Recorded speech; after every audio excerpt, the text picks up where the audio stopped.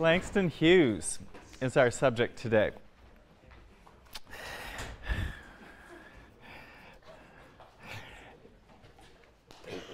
Let's start with a poem you probably know. It's on page 687. It's really the poem for which Hughes is perhaps most known and was first known. He composed it when he was 18 years old. It is The Negro Speaks of Rivers. You can see that it's dedicated to W.E.B. Du Bois. Du Bois was the important leader and speaker who was the editor of the magazine The Crisis, which published this poem. And The Crisis had a circulation of 100,000 readers, at least, if not more, and is in that way, quite a debut to have. And it put Hughes immediately in a political magazine, in a race magazine, and in some ways in a popular magazine, not one of the little magazines of modernism. I've known rivers. I've known rivers ancient as the world and older than the flow of human blood in human veins. My soul has grown deep like the rivers. I bathed in the Euphrates when dawns were young. I built my hut near the Congo, and it lulled me to sleep. I looked upon the Nile and raised the pyramids above it. I heard the singing of the Mississippi when Abe Lincoln went down to New Orleans, and I've seen its muddy bosom turned all golden in the sunset. I've known rivers, ancient, dusky rivers. My soul has grown deep like the rivers. Hughes' speaker is a particularized voice, an I, at the same time that he is a general one, the Negro. The Negro speaks of and for a people, as a representative figure. Like Hart Crane, Hughes returns to Walt Whitman. Walt Whitman, in his ambition to speak of and for America. At the same time, unlike Crane, Hughes takes on Whitman's versification, Whitman's ways of making a line, his free verse, his paratactic style in which things are listed, as opposed to Crane's crumpled and condensed quatrains, stanzas. Here, the relation between the particular and the general, between the individual and a type, is one of the poem's subjects. It is a poem about knowledge, about identity, and about history, too. What the eye knows is rivers. We learn just a few things about those rivers. They are ancient as the world. They are primordial. They are even, it seems, prior to the human in this sense, prior to human blood, which conventionally is a way of representing race, of speaking about race. So the rivers are older, it seems, than any race, and yet they're also an image of racial blood and flowing. Hughes is he's writing about a universal from a particular point of view. The flowing of rivers is like the flowing of blood in the poem. And to know them is to know what is under or inside particular racial experience at the deepest level. In this sense, we might paraphrase that title, The Negro Speaks of Human Life and History, as the Negro has known it. It's a poem concerned with human life and history, the very most general terms of experience from the particular perspective of the black speaker and from the perspective of black experience. As the poem goes on, the rivers are named and localized in history. The Euphrates, origin of civilization, the site of the Jewish captivity in Babylon. The Congo, evoking Africa and its people. The Nile, site of the pyramids, those archetypal human monuments fixed in place and pointed to the sky, and in that sense counterposed to the flowing river.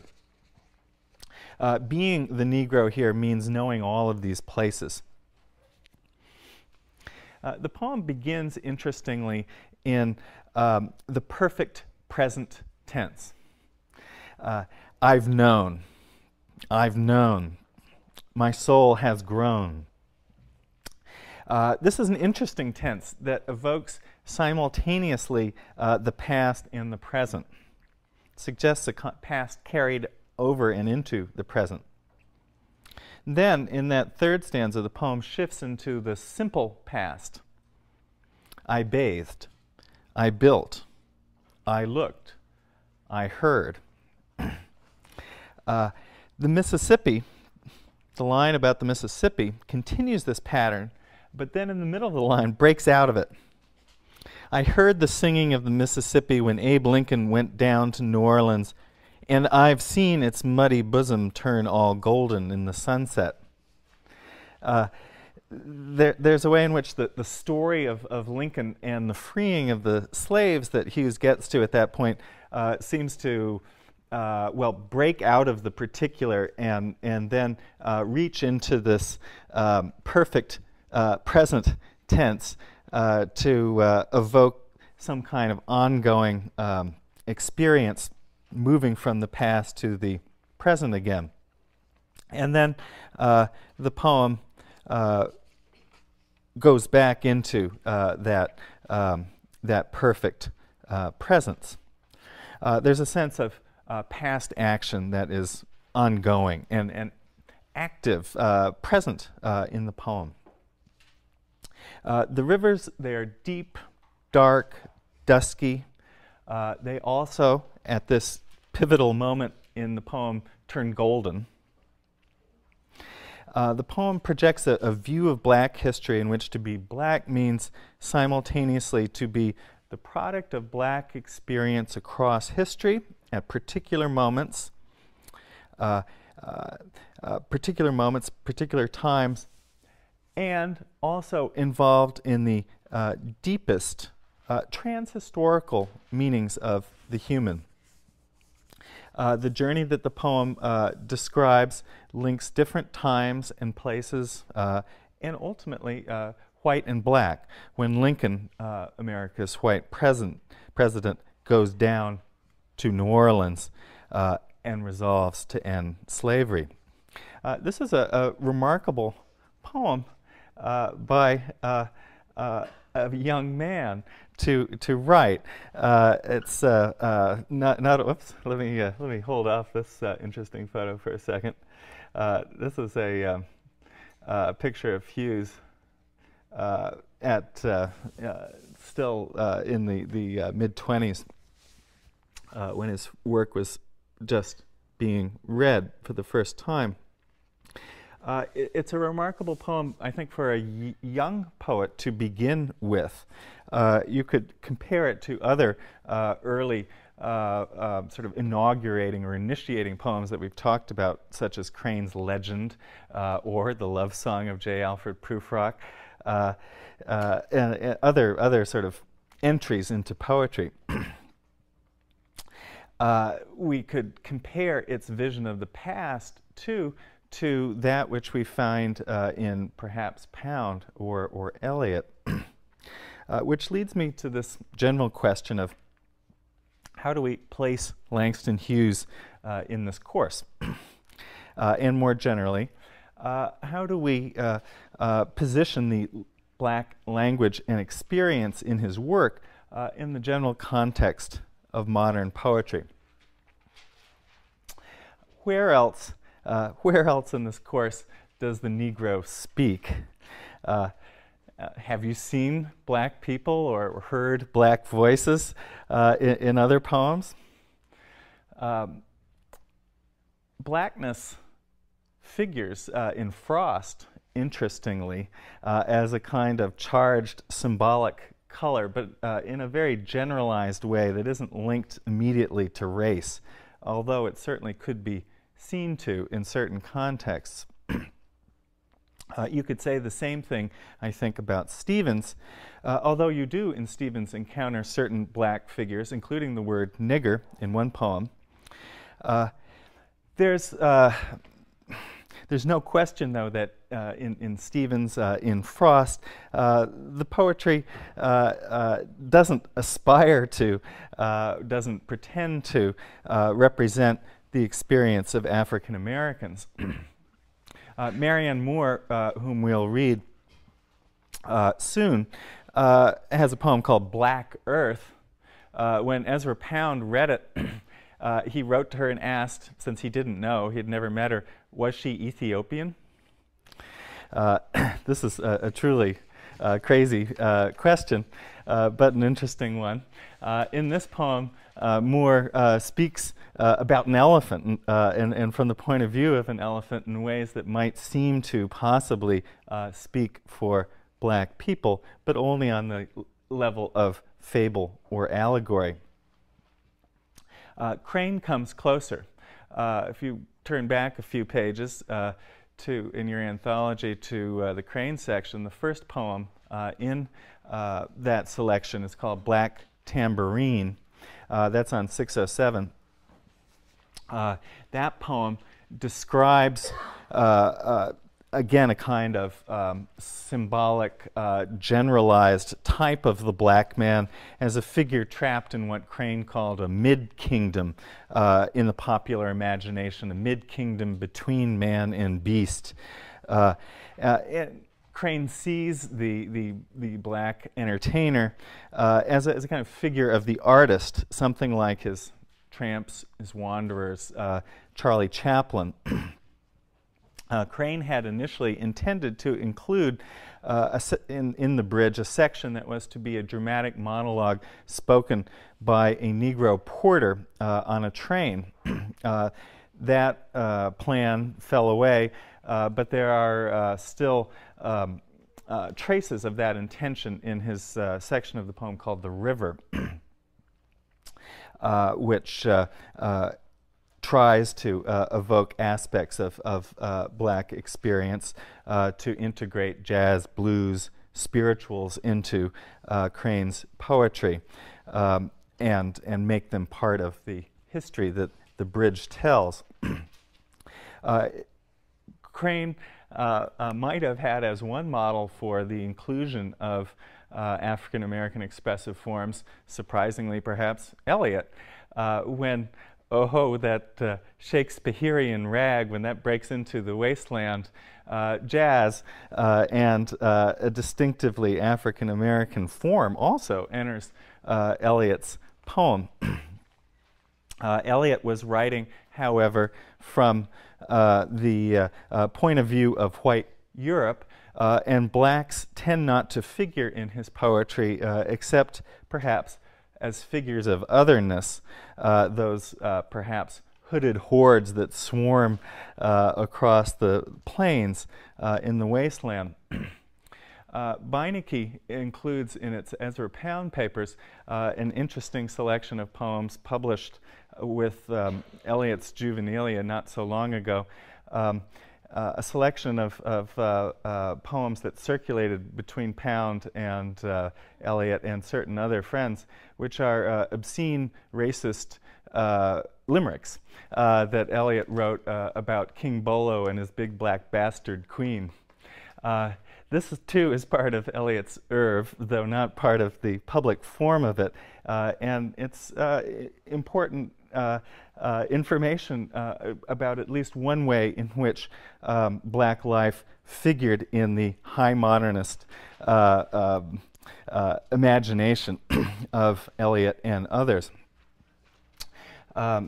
Here's that photo I started to show a moment ago. I suppose Hughes is the only modernist poet who begins as a busboy.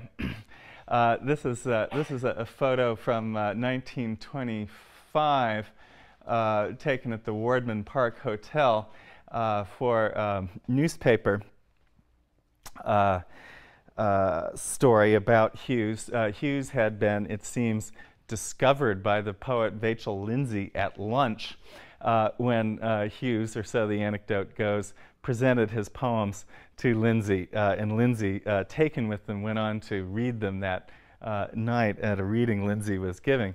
Of course, this was all carefully orchestrated by Hughes. If he's a busboy, he is also a poet, and he's really, in a sense, almost in costume there, and posing for the newspaper photos.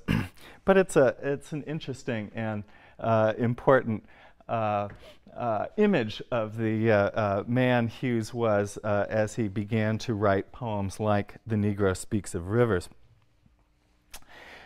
If white poetry turns away from African American people and their experience in modernism, Hughes also himself intended to turn away from white poetry.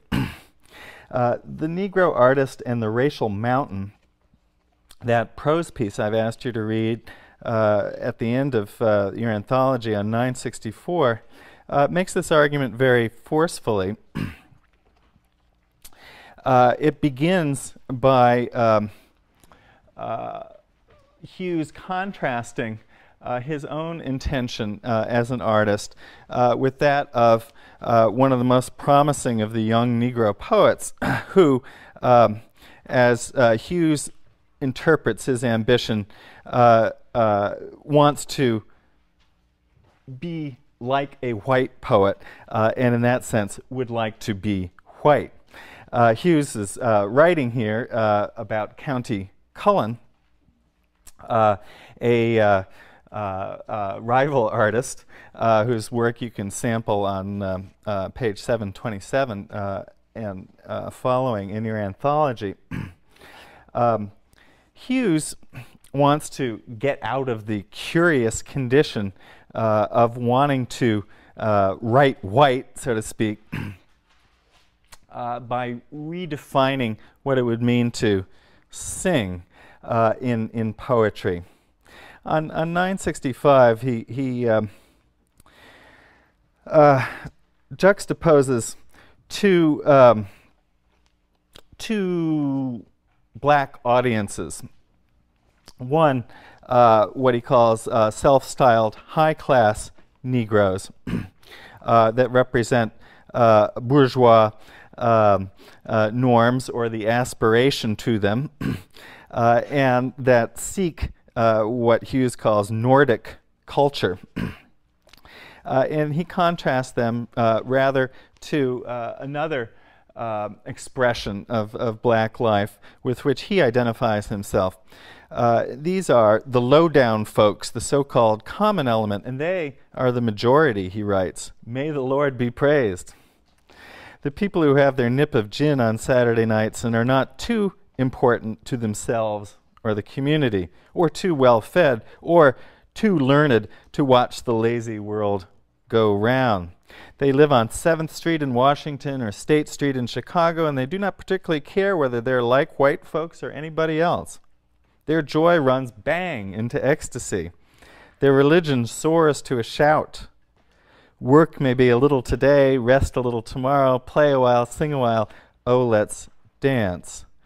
These common people are not afraid of spirituals, as for a long time their more intellectual brethren were, and jazz is their child. And he continues. He juxtaposes ecstasy, shouting, jazz, against what he calls here American standardizations They furnish a wealth of colorful, distinctive material for any artist because they still hold their individuality in the face of American standardizations. And perhaps these common people will give to the world its truly great Negro artist, the one who is not afraid to be himself, and which I, Langston Hughes, aspire to be. These are important statements. They show Hughes's ambitions. They show him positioning himself in relation to another African-American writer, other African-American audiences for culture. In making the move that he is doing here, a move that's really deeply influential in American literature and poetry, which as a whole descends from Hughes rather than from County Cullen.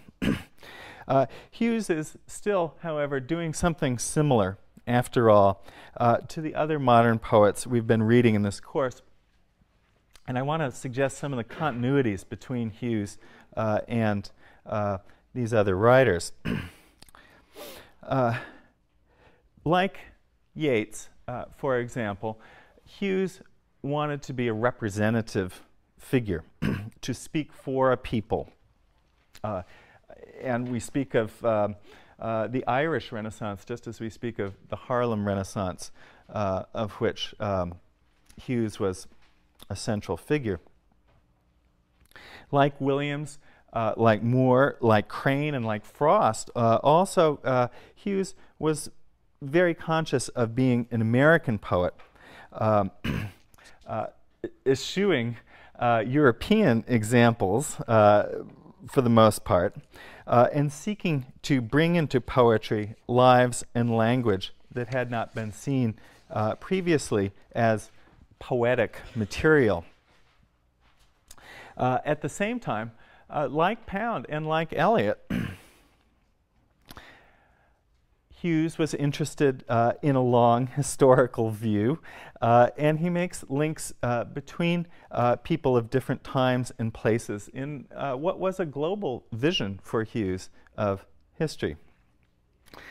Like Crane, Hughes published his first book in 1926, The Weary Blues. Like Crane, Hughes is you could call him a second-generation modernist. He's consciously coming after figures like Eliot and Pound, Yeats, and Frost, for that matter. This book, too, is published by Knopf, Alfred Knopf, publisher of Wallace Stevens' first book, Harmonium. So so Hughes is, in that way, very much part of the same New York poetry world in which, well, Stevens and Crane and others are appearing. Like Frost, Hughes wanted to get vernacular speech into poetry. And like Frost, Hughes, for the most part, did not write for little magazines, but rather popular ones, as I was suggesting. In fact, both Frost and Hughes went on to make a living in poetry and to have a kind of national fame, a general readership that really none of our other poets did. Like Pound, like Yeats in the teens, Hughes is interested in what he calls a naked style, a kind of aesthetic. Like the other poets we've been reading, Hughes is a city poet. He's a metropolitan poet. And he styles himself, as we've just seen, against middle-class tastes and norms and expectations. And, importantly, like the other moderns, he finds no consolation in traditional religion, even while he sometimes works with spirituals and often invokes Christian motifs in his poetry. In all these ways, Hughes is, I think, helpful to read at this point in the semester, partly because his affinities with the other moderns, once you start to recognize them, help us to see a kind of whole picture. But then, just having said that, we have to start talking about Hughes's difference. If he is an American poet, he is just as importantly an African-American poet. If he is an internationalist, like Pound and Eliot, he's interested in the international struggle of the worker and the oppressed races.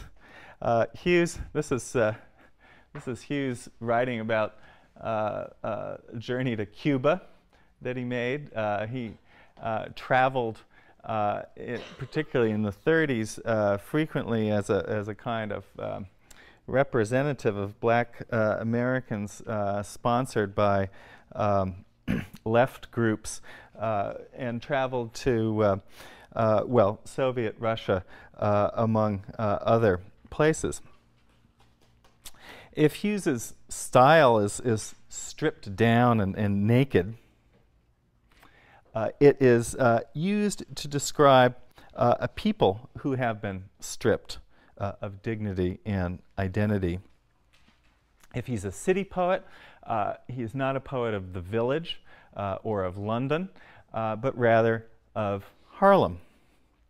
And if God has withdrawn from the world of Hughes's poems, God has left people not to Eliotic despair and epistemological anxiety, but rather to rape and murder. You might remember the last presidential election. Do you remember that? John Kerry, always in search of a theme, which he never quite found, seized for a little while on the phrase, "Let America be America again." Sounds good. It's the title of a poem by Langston Hughes, which Kerry also made note of when he referred to that, when he quoted Hughes, which was resonant, which sounded good in all sorts of ways, and which had the added advantage of letting Kerry quote a black writer. But then, if you remember this, we'll also remember, pundits quickly pointed out that this was not a poem nostalgic for a golden era of democracy, but rather a protest poem about the inequities of American history. And it was written by a leftist who had ties to the Communist Party. Whoops. This is Langston Hughes. That's a Russian script on the left, and there's Hughes in the middle, surrounded by a variety of comrades in Russia in the 30s. And alas, this is not what John Kerry wanted to project. Or here is Hughes with two Soviet soldiers, also from the 30s. Hughes is much photographed in many different roles and public scenes, and there's a vast archive of his papers at Beinecke from which these images come. Although Hughes's reputation is a little bit like Frost's in having this general readership, you know, he's a poet you probably read even in elementary school. He poses all sorts of political problems that Frost does not. Here is Hughes with somebody else, someone more acceptable to be photographed with, W.C. Handy, in some ways the father of the blues, as he's called, and a close friend of Hughes's. Let me talk about Hughes and the blues. here's an image of illustration of Hughes's poem "Too Blue" by the African-American artist Jacob Lawrence.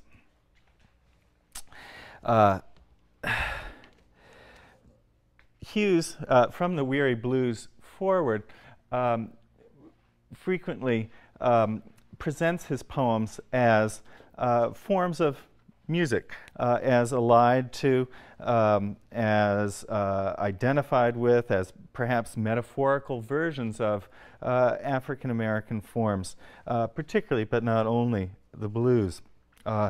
Later in his career, his readings would sometimes be accompanied by music. In his best blues poems, Hughes is not trying to write words for music, I don't think, but rather is trying to write poems that allude to and let us hear in metaphorical ways the musical traditions which they're drawn on and the culture and experience from which they come.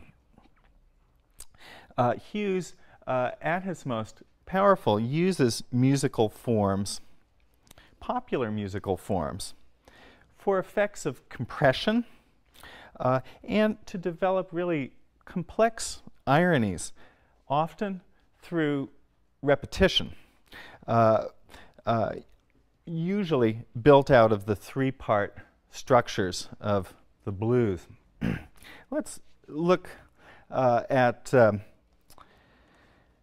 poem "Song for a Dark Girl" on 691. It is, like many of Hughes's poems, it's a simple poem in its structure, and yet that simplicity conveys real verbal complexity, and the poem, in its popular mode, nevertheless invites a kind of close reading that we give to, that's demanded by modernist poetry that presents itself as compressed, imagistic, difficult, and so on. Let's look at it. Way down south in Dixie, break the heart of me. They hung my black young lover to a crossroads tree. Way down south in Dixie, bruised body high in air, I asked the white Lord Jesus, what was the use of prayer? Way down south in Dixie, break the heart of me. Love is a naked shadow on a gnarled and naked tree. This is a song for a dark girl, suggesting at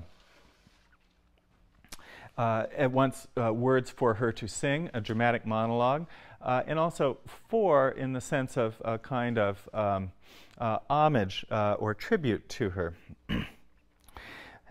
She is dark. As in other Hughes poems, the word here seems to mean black. Also darkened, abused, grieving, shadowed. It's all held there in that simple word. Way down south in Dixie, a line from the minstrel refrain. It's borrowed here and adapted. Dixie is a kind of shorthand name for a system and history of oppression in this poem. And the very jauntiness and pride of a colloquial name like Dixie is played off of here, the melancholy and grief of the context. That phrase, way down, that seems innocuous too, but isn't it resonant as it is repeated and as we feel our way into the poem? It's formulaic, but it suggests that that this poem happens somewhere deep and dark, somewhere away down, somewhere in the heart of this system of oppression, but also, as it will turn out, in the heart of me as the poem develops it.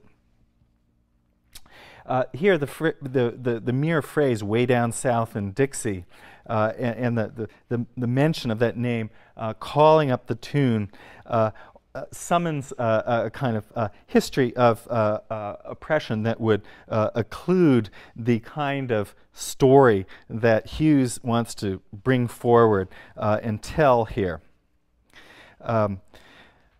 The minstrel phrase is taken up by here a speaker who suffers, who is oppressed by this system of oppression, and she uses it to make her own music. As in other Hughes poems, repetition, the use of the refrain, makes everything that happens seem inevitable. It evokes here repeated actions, a kind of history of repeated acts. In general, in the case of refrains, they function in a variety of ways. A refrain that comes last in a verse unit would seem to convey the idea that, well, somehow things always end this way. Here, what we have is an instance of what we would call anaphora, that is a refrain used to initiate a unit of verse. And the refrain is the first line of these stanzas, and it seems to suggest that the story always, this kind of story always, begins the same way, way down in Dixie. This is the way into everything that's experienced into the poem, everything that's said. The parenthesis that comes then, repeated in the second line of each of these stanzas, functions in an interesting way. It suggests, I think, that what is being said in them is a kind of aside or some kind of interior reflection or soliloquy, perhaps a voice that must be kept inside. Does that first phrase, "break the heart of me," refer to the girl, to her lynched lover, or to the poet, reflecting on both? Probably the answer is all three, held together in a system of identification. That phrase, "the heart of me," is resonant. It is what holds these three together, a kind of shared heart. It refers to the heart, meaning emotion, feeling, probably pride. But the phrase also suggests simply the center, the heart of me, myself, my identity. They hung my black young lover to a crossroads tree. They is superbly vague, impersonal, plural, formulaic, dehumanized, evoking a mob, a generalized body. Then there's that phrase, "the crossroads tree." There are a lot of suggestions in it. First of all, it evokes the tree of the cross, Christ's cross. Then the cross is also a figure for, I think, the intersection of white and black, as it is in the little poem called Cross on the page before. You could consult that. And then the crossroads is, it's one of the central recurrent scenes of the blues. It's where Robert Johnson the blues man was said to have made his pact with the devil.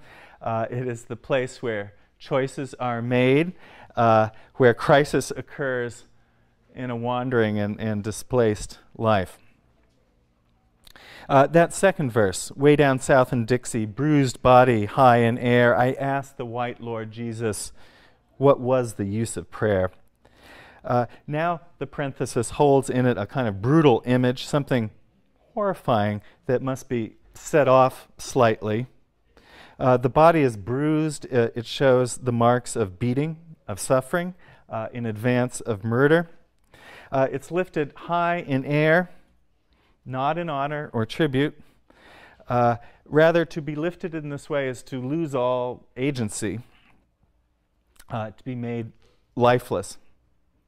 All of this presented as a kind of syntactic fragment in the poem, not yet integrated into the poem, so to speak, or it may be not yet integrated into consciousness. The final verse will go back to it and interpret that image. Here, Jesus is white in the sense of pure, untouched, redeemed, but also because he is, it seems, a representative of white culture, a kind of mediator the girl would seek to address. The girl doesn't pray to him, but rather asks a question about the use of prayer, and Jesus notably doesn't answer. In addition to repetition, song form poems like this are made out of omission and jumps from one stanza to another, from one line to another. And one thing omitted here is any sense of Jesus's reply, or perhaps the answer comes in the form of that final verse, which repeats the first lines of the poem. This is the truth that it arises from and returns to. And it gives us a memorable image. The lover has become depersonalized and abstract, merely a shadow. He is now, though, with his abstraction, become love itself. The girl's love, perhaps Christ's love. And love is a naked shadow on a gnarled and naked tree. Here, the repetition of naked is suggestive. It evokes the man's nakedness, his helplessness and exposure. There's also a sense of revelation, of coming to the naked truth. And this is something very different from the nakedness that Yeats boasts of in his poems. The blues is also about laughter. And it is laughter that I guess I would like to end with while we have a few moments left. Laughter that comes out of the endurance of hardship and suffering. This is a young Hughes laughing, and here's a later one. And why don't we end with a later poem? And that's called Life is Fine, on 699. 20 years after the poems I've been discussing, it too has a song form and a blues singer speaking to us. I went down to the river, and think of how many rivers appear in these poems. I went down to the river, I sat down on the bank, I tried to think but couldn't, so I jumped in and sank. I came up once and hollered. I came up twice and cried. If that water hadn't have been so cold, I might have sunk and died. But it was cold in that water. It was cold. Suicide is contemplated and tried. Not quite. because when the singer gets on top of the building, he decides, but it was high up there, it was high, and he's not about to jump. Since I'm still here living, I guess I will live on. I could have died for love, but for living I was born, not for love, because that would mean dying. You may hear me holler, you may see me cry, but I'll be dogged, sweet baby, if you're going to see me die. Life is fine, fine as wine. Life is fine. Well, I think rather than say anything else, I'll stop right on time and promise to return on Wednesday to talk about William Carlos Williams.